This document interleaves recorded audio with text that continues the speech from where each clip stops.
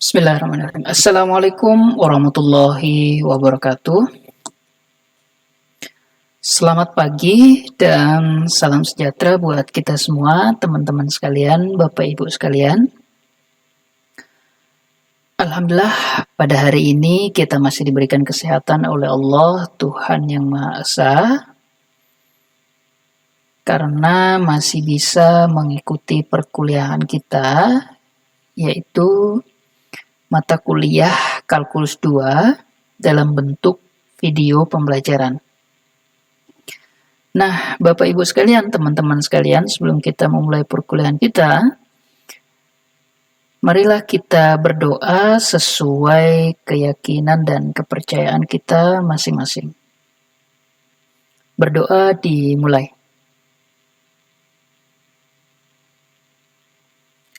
Selesai.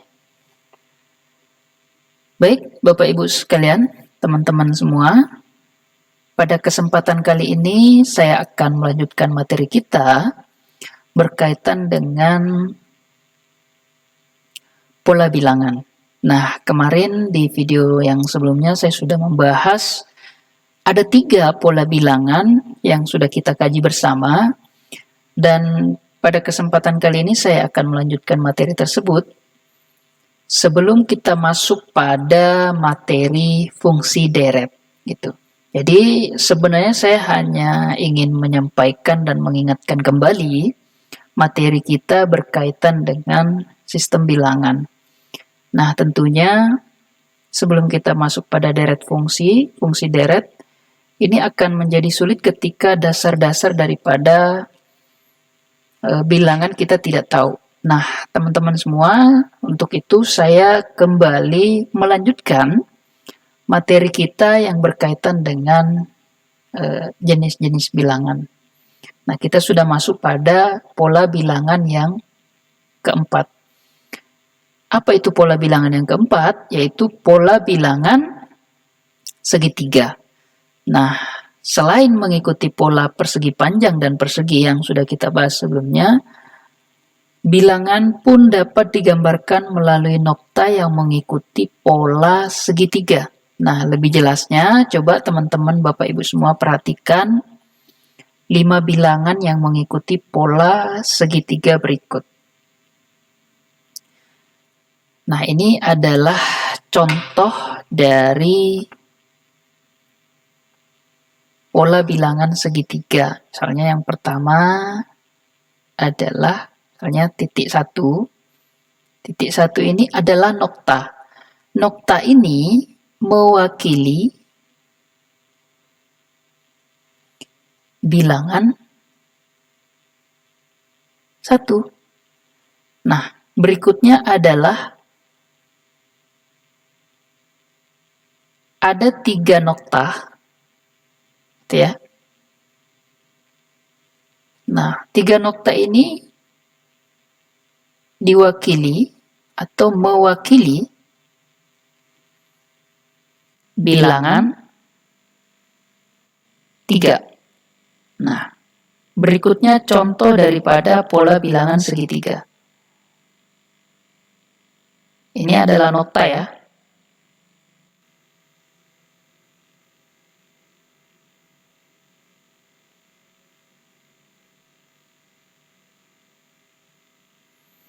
Nah, nokta bilangan ini mewakili bilangan berapa? Ini adalah pola bilangan segitiga. Ini mewakili bilangan 6 ya. Jadi noktanya ada 6. Nah, contoh terakhir dari pola bilangan segitiga misalnya gini.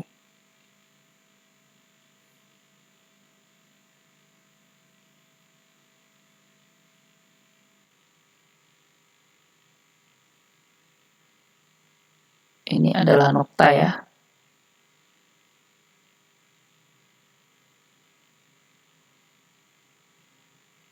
Oke.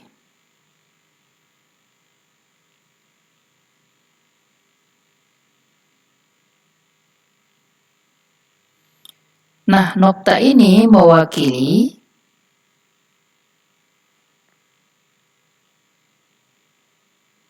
bilangan berapa? 1, 2, 3, 4, 5, 10. Gitu ya. Sehingga bilangan yang mengikuti pola segitiga ini sebenarnya dapat dituliskan sebagai contoh ya, dari pola bilangan ini dapat dituliskan yaitu 1, 2, 1, 3, terus 6, lalu 10. Nah, kira-kira ketika kita menggambar pola lagi itu akan mewakili 15. Kemudian berapa lagi kira-kira yang membentuk pola bilangan segitiga, yaitu 2, 1 misalnya, dan seterusnya. Nah, coba teman-teman perhatikan bilangan yang memiliki pola segitiga ini, ternyata bilangan-bilangan tersebut dibentuk mengikuti pola yang seperti ini. Misalnya gini, ada 1, terus 3, 6, 10, 15, 21, dan seterusnya. Nah, bilangan-bilangan tersebut dibentuk mengikuti pola seperti ini, misalnya. Nah, pola ini selisihnya berapa?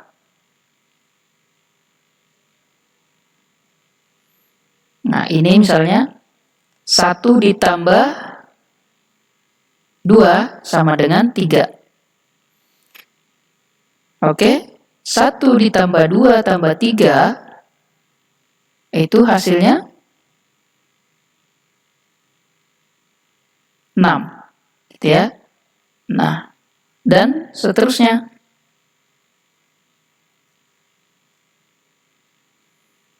Nah, kalau ini 1 ditambah 2 itu sama dengan 3. 1 ditambah 2 dan 3, 4 itu hasilnya 10, 15, dan 21 kalau dijumlahkan. Nah, pola ini mengikuti pola segitiga. Nah, ini ditambah 1. Ini ditambah 1. Ini tambah 1, tambah 1. Atau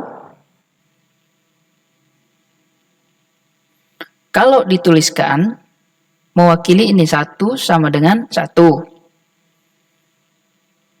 3 sama dengan 1 ditambah 2.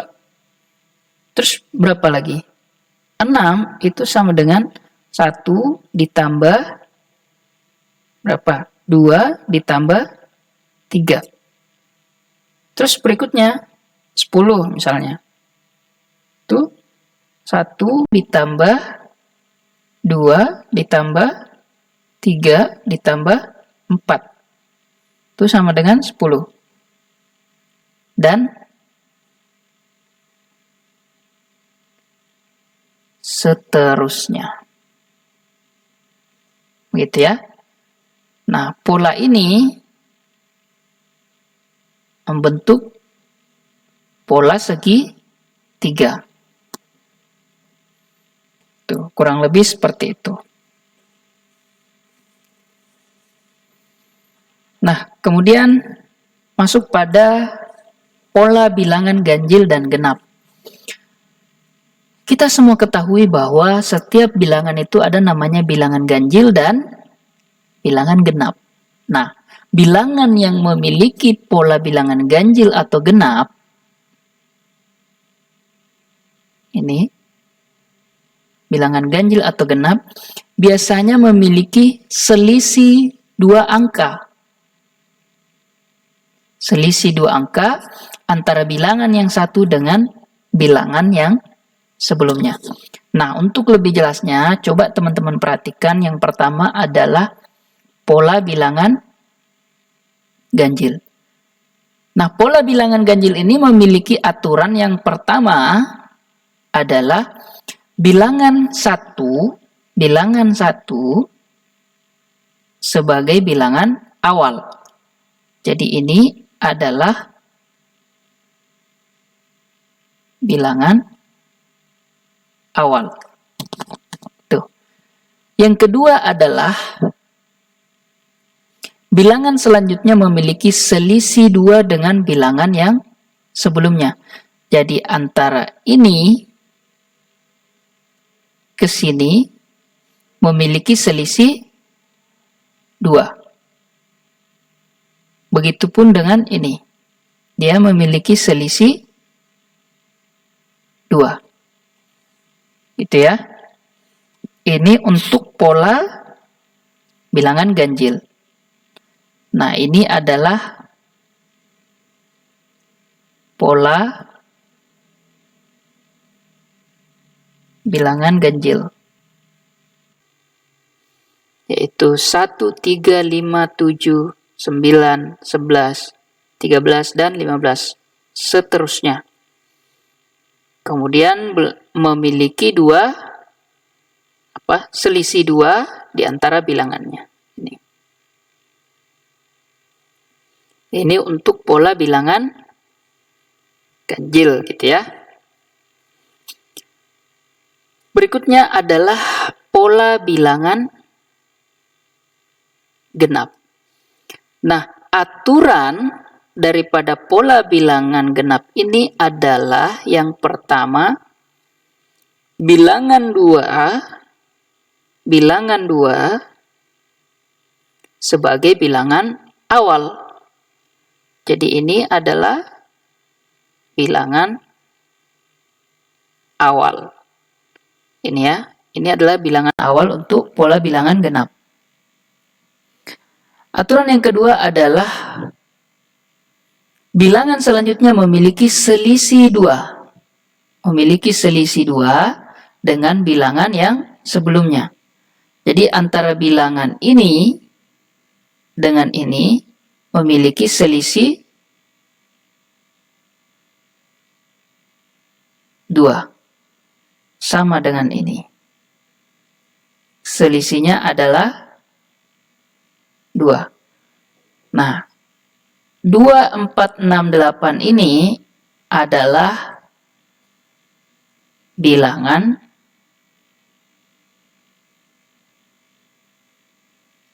genap itu. Ya. Oke, baik.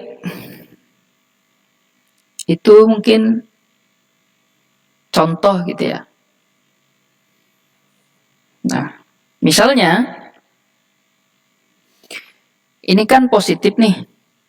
Gitu kan? Ini tambah 2. Misalnya tambah 2 semua. Nah, tentunya dalam hal ini adalah ketika misalnya diketahui diketahui pola bilangan ya. Misalnya di sini contoh.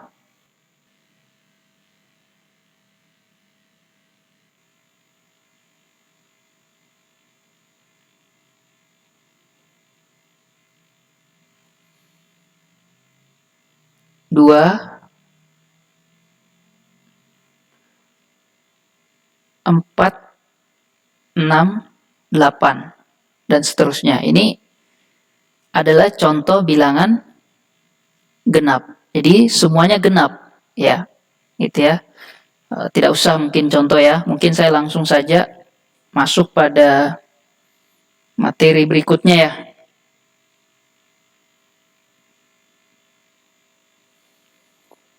Oke, materi berikutnya adalah dari pola bilangan yang kita pelajari.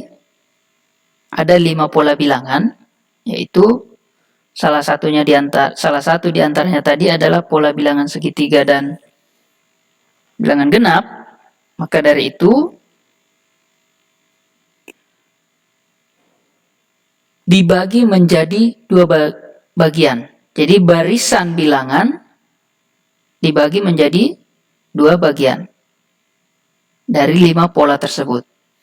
Yang pertama adalah barisan aritmatika, yang kedua adalah barisan geometri. Tuh. Jadi di antara kelima pola bilangan barisan ini dibagi menjadi dua bagian, yaitu barisan aritmatika dan barisan geometri. Yang pertama adalah, apa itu barisan aritmatika? Nah, barisan aritmatika adalah barisan bilangan yang mempunyai beda atau selisih yang tetap antara dua suku barisan yang berurutan. Nah, secara umum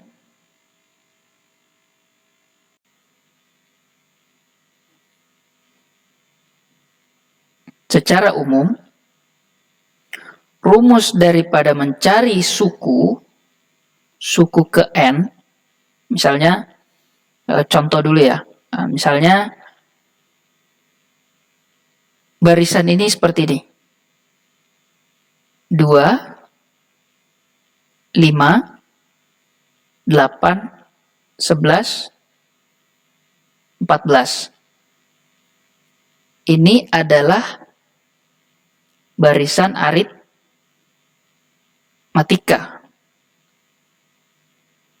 Kenapa barisan aritmatika? Karena memiliki beda antara ini dengan sini. Bedanya berapa? Nah, kira-kira berapa yang bisa mencapai 5? Misalnya, 2 ditambah 3 menjadi 5. 5 sampai dengan 8, itu kira-kira selisihnya berapa? Berarti 5 ditambah 3. Misalnya gitu. Kemudian 8 ke 11. Kira-kira berapa? Ini juga ditambah 3. Ya, ini ditambah 3. Nah, beda atau selisihnya itu ini. Nah, ini adalah beda atau selisih. Ya. Nah, kita tahu bersama bahwa kalau misalnya ada yang seperti ini, 2, 5, 8, 11, 14, kita ketahui bersama bahwa ini adalah suku ke-1. U1, U2, U3, U4, U5. Ini adalah suku pertama. Ya, ini adalah suku pertama. Nah, bisa juga seperti ini.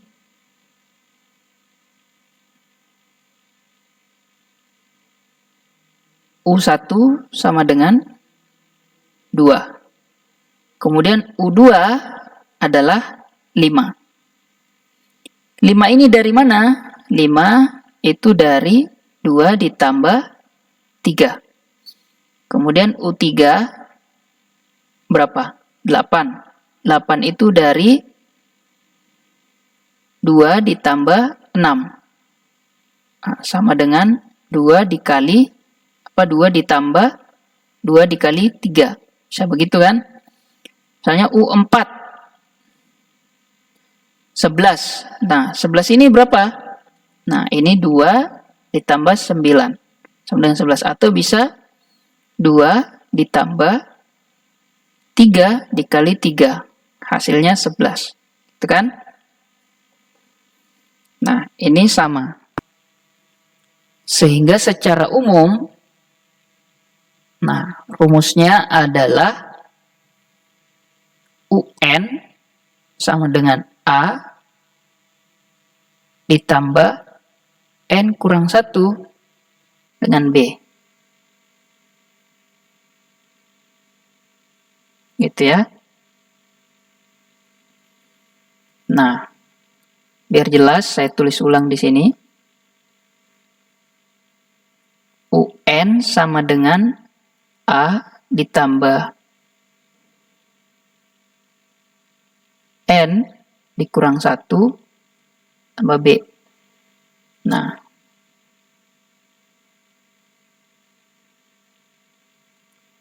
UN itu adalah suku ke N.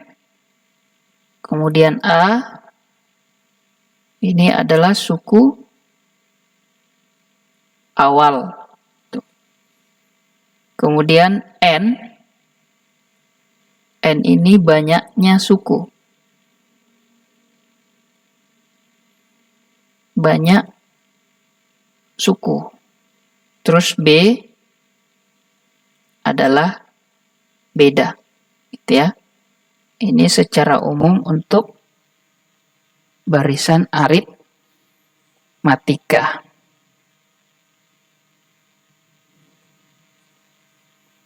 Nah, misalnya ini contoh gitu ya. Contoh misalnya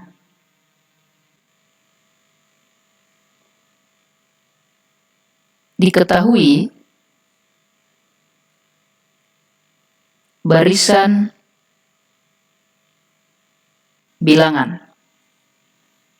Misalnya 1, terus 4, 7, 10, 13, 16, 19, 22. Nah, barisan tersebut ini memiliki beda atau selisih di antara dua suku.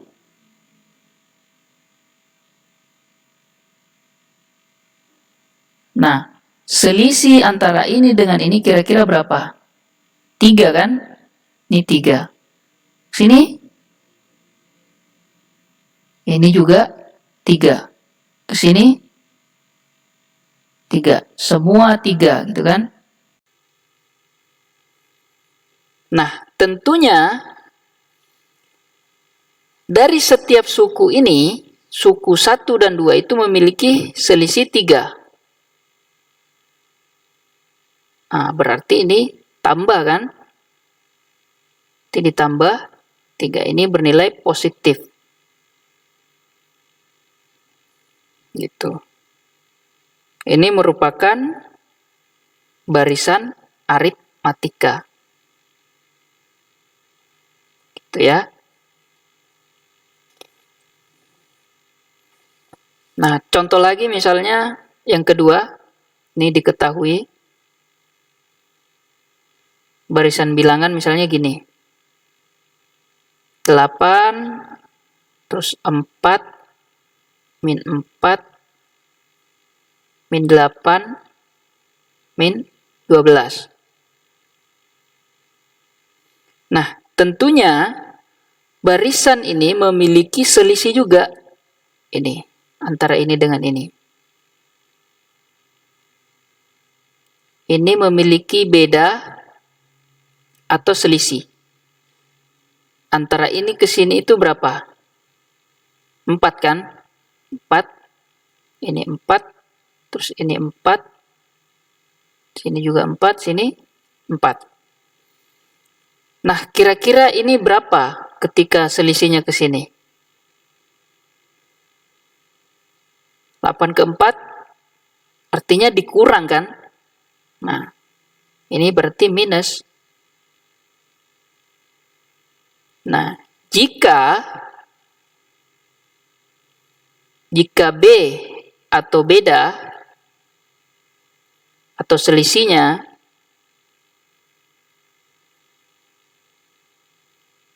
itu positif, misalnya dia positif, maka ini merupakan barisan aritmatika naik. Tapi ketika B atau beda selisihnya minus, ini aritmatika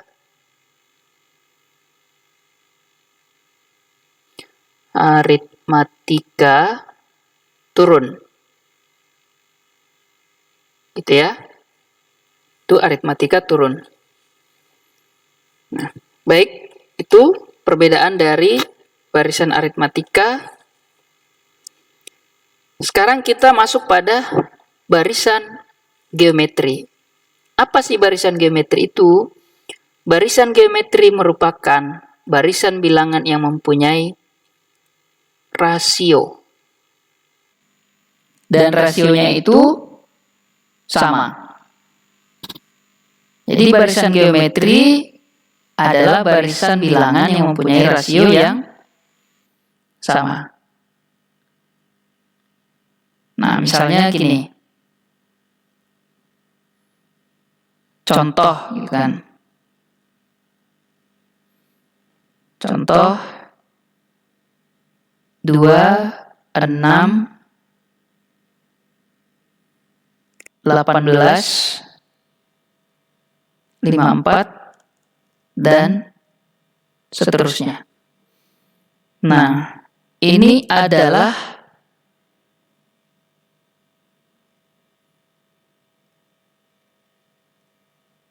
suku pertama. Biasa disebut dengan A. Gitu ya. Kemudian ini dilambangkan U1, U2, U3, U4, UN. Nah, di sini diketahui A-nya sama dengan 2. Kemudian R-nya atau rasio itu adalah di sini.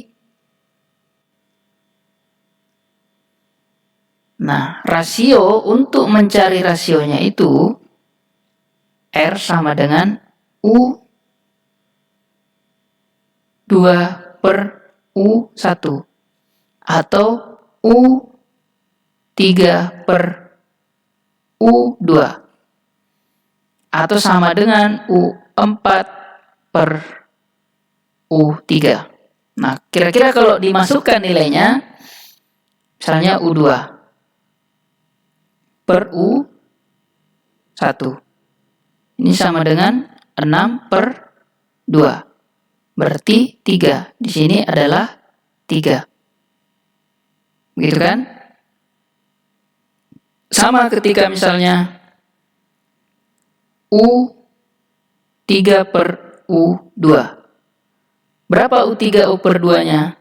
Ini sama dengan 18 per 6. Sama juga 3. Nah, berarti ini adalah rasio. R-nya adalah 3.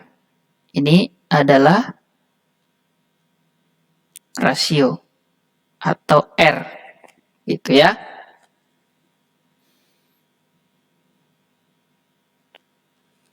Oke, baik. Nah, kalau misalnya seperti ini sebenarnya sama juga dengan ini. Contohnya 26 ini. Jadi, U1 sama dengan 2, itu sama dengan A. Kemudian U2 itu sama dengan 2 dikali 3 sama dengan AR pangkat, oh enggak, ini AR aja ya, AR. Kemudian U3 sama dengan 2 dikali 3 dikali 3 sama dengan AR pangkat 2. Begitupun dengan U4 sama dengan 2 dikali 3 kali 3 kali 3 sama dengan AR pangkat 3. Nah, kurang lebih seperti itu kira-kira ya. Nah, misalnya ada contoh nih, misalnya contoh gitu kan.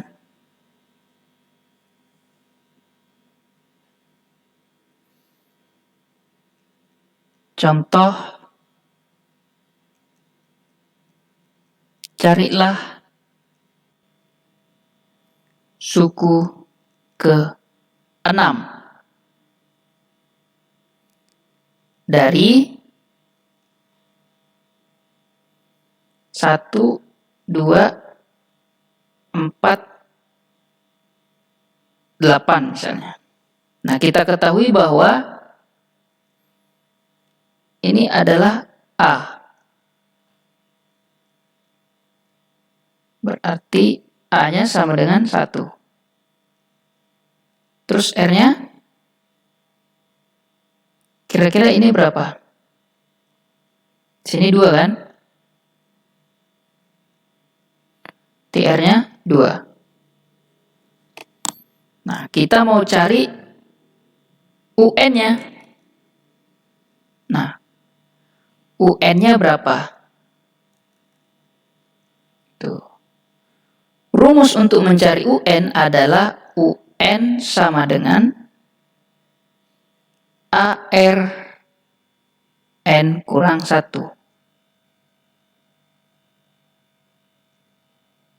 Nah, ini adalah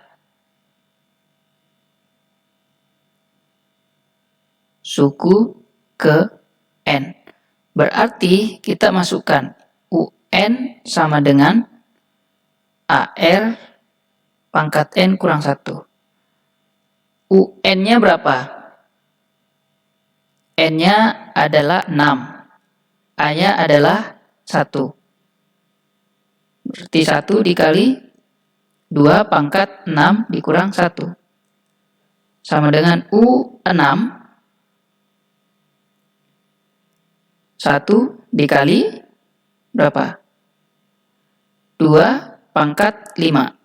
Artinya U6 sama dengan 1 dikali 2 kali 2 kali 2 kali 2 kali 2. Hasilnya adalah 32. Ini adalah UN-nya. UN-nya sama dengan 32. Berarti di sini 1, 2, 4, 8, titik, titik, 32. Nah, kurang lebih seperti itu. Nah, mungkin itu saja penjelasan terkait dengan dasar-dasar daripada sistem bilangan, ya. Kita nanti akan melanjutkan materi kita pada fungsi deret. Jadi ini hanya dasar-dasarnya saja. Itu, tapi saya ingin mengingatkan kembali karena ini akan menjadi sulit ketika teman-teman tidak mengetahui dasar daripada bilangan tersebut, gitu ya. Mungkin cukup sekian, saya akhiri. Wabillahi taufiq wal hidayah. Assalamualaikum warahmatullahi wabarakatuh.